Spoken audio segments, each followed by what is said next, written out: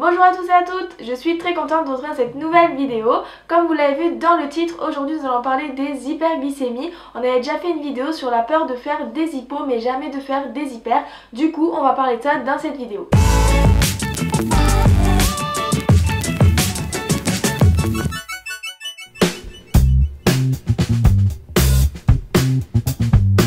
D'abord, qu'est-ce que c'est une hyperglycémie? C'est le fait d'avoir une glycémie plus haute que la moyenne, donc ça dépend un petit peu de chacun. Il y a des personnes qui vont se dire qu'au-dessus de 1,20 ils sont déjà en hyper, d'autres de 1,40, d'autres d'1,60, d'autres de 2, donc ça dépend vraiment de chacun.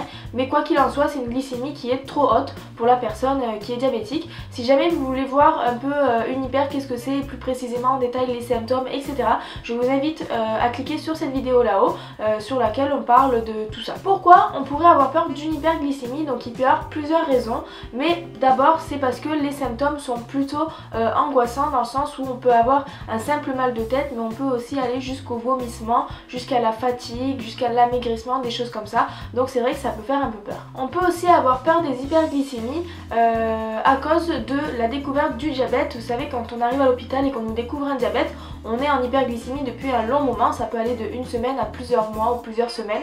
Donc on est en hyperglycémie depuis un certain temps et du coup on arrive aux urgences dans un état un petit peu catastrophique, hein, ça dépend des gens, mais ça peut aller du simple amaigrissement, fatigue, nausées, etc. jusqu'au vomissement, voire même jusqu'au coma dans le pire des cas.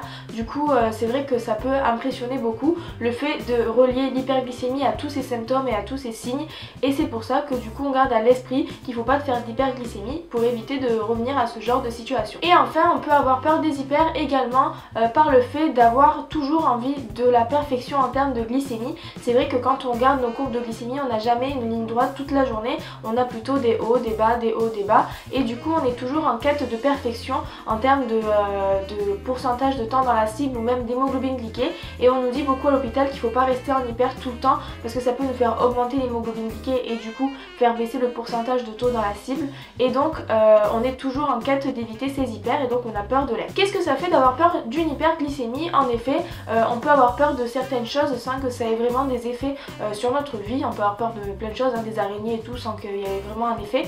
Là par contre pour le diabète, c'est vrai que quand on a peur de quelque chose, d'une hyper ou d'une hypo, ça peut faire qu'on a des comportements qui sont un peu bizarres. D'abord au niveau des injections d'insuline, c'est vrai que quand on a peur des hyper, on peut avoir tendance à faire plein d'injections d'insuline les unes sur les autres pour éviter que cette hyper arrive. Il peut aussi avoir des comportements étranges au niveau de l'alimentation, par exemple le fait d'éviter certains aliments pour éviter justement de faire une hyperglycémie derrière, ou alors de se priver, de se frustrer justement pour éviter de faire une hyperglycémie. Et aussi il peut y avoir une incidence sur le moral, sur la psychologie de la personne, dans le sens où quand on veut éviter de faire des hyper, on est toujours en train d'essayer de refaire des calculs au niveau de sa basale ou de sa lente ou de ses bolus, de ses ratios quand on fait de la suniothérapie fonctionnelle, etc.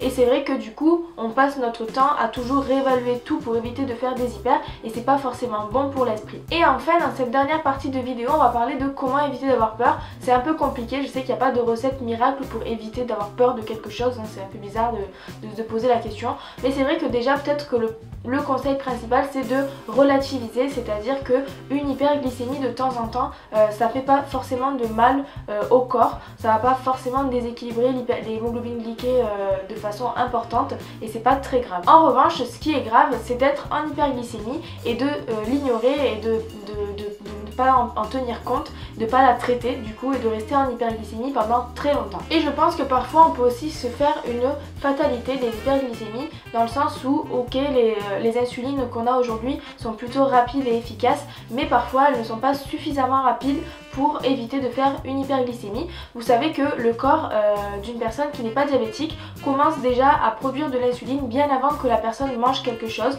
Rien qu'en regardant un aliment, la personne non diabétique produit déjà de l'insuline, alors que nous quand on est diabétique on ne peut pas se permettre de se faire des injections bien en avance avant qu'on mange. C'est impossible parce qu'on ne sait pas trop combien on va manger, etc. Donc du coup c'est difficile d'anticiper, et puis en plus les insulines qu'on fait ont un délai d'action, une durée d'action et un pic d'action qui sont pas suffisamment suffisamment efficace pour traiter certains glucides de l'alimentation. Il pourrait y avoir une méthode qui pourrait éviter de faire des hyperglycémies après les repas ou à des moments où on s'y attend pas. Ce serait de jouer avec la basale, c'est-à-dire que au moment où on commence un peu à monter, on peut envoyer un peu plus de basale pour lisser ce pic, mais c'est vrai que ça ferait qu'on passerait du temps sur la pompe toute la journée à essayer de réévaluer la basale, etc., comme le fait un pancréas artificiel de façon automatique. Donc c'est vrai que l'idéal pour éviter ces hyperglycémies, ce serait vraiment qu'on puisse avoir accès à tout ce qui est pancréas artificiel en boucle fermée. Voilà, j'espère que cette vidéo vous aura plu. N'hésitez pas à me dire dans les commentaires si vous avez des choses à rajouter sur la peur des hyperglycémies et puis les hyperglycémies en général. N'hésitez pas à le mettre dans les commentaires. N'hésitez pas également à vous abonner à la page Facebook et à la chaîne YouTube pour recevoir les notifications en cas de nouvelles vidéos. Merci d'avoir suivi cette vidéo et à bientôt.